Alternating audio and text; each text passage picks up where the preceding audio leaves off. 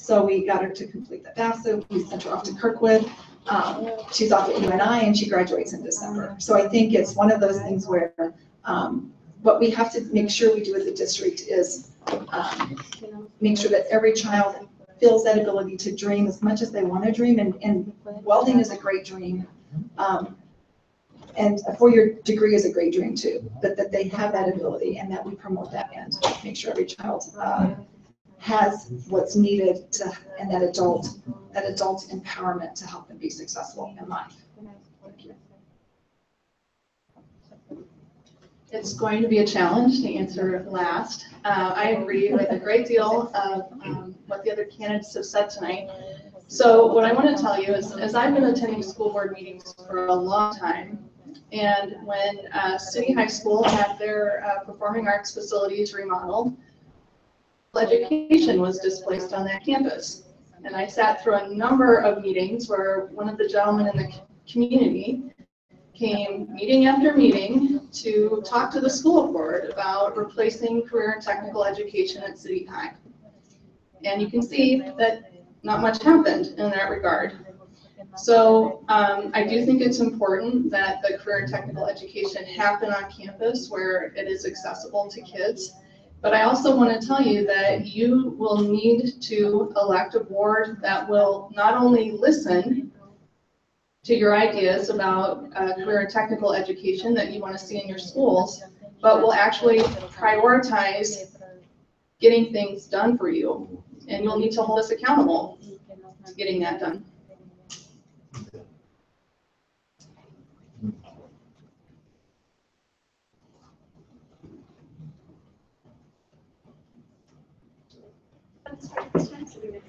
Oh. Sure. And we'll just pass it down and we'll keep it. I think we might, I might start timing out just so that we can get through a few more questions. If that's okay with y'all? Maybe 2 minutes per answer. Does that seem reasonable? Okay. Next question is, what is the school board's most important responsibility?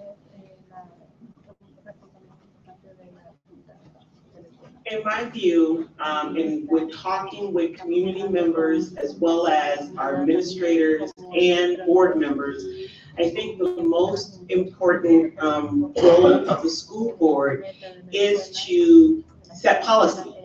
We're to listen to our constituents, make ourselves available to them, and listen to the people that we're paying to do a job and offer us recommendation to follow through on plans and policies.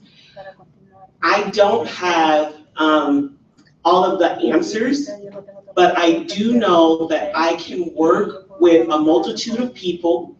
I'm willing to listen to varying opinions on issues and set policies that will do the greatest good for our community. That's one of the most important roles of school board members. We're not there to promote our own personal agendas or vendettas. We're there to work for our community and to ensure that policies are being implemented and followed through on that allows our school district to grow.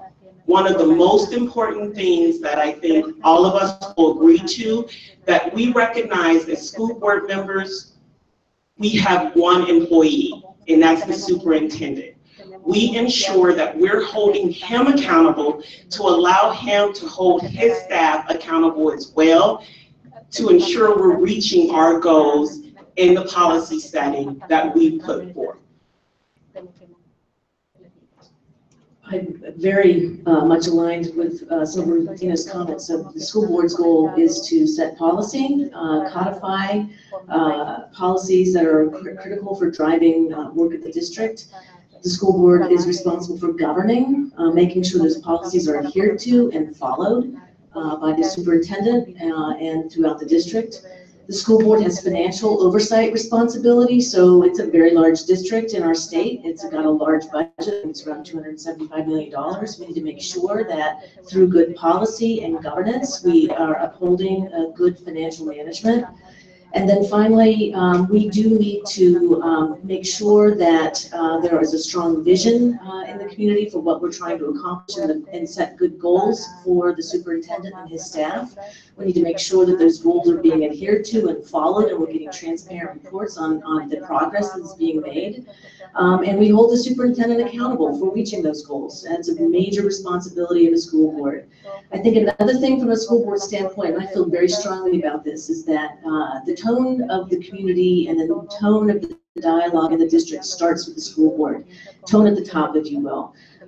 We need to make sure that the school board is setting a tone of mutual respect, accountability, driving towards strategic goals, but doing so in a way of mutual respect for each other, mutual respect for the administration, mutual respect for teachers, staff, other community stakeholders. We need to make sure that the school board is setting that tone, living that tone, modeling that tone, while we're going about the business of policy, governance, and financial management.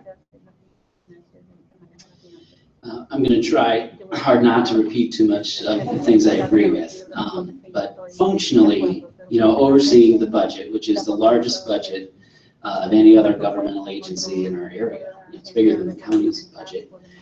So that's important. Under the governance model that we use in the school district, the superintendent has vast autonomy to do a lot of things. And so that means evaluating that person in that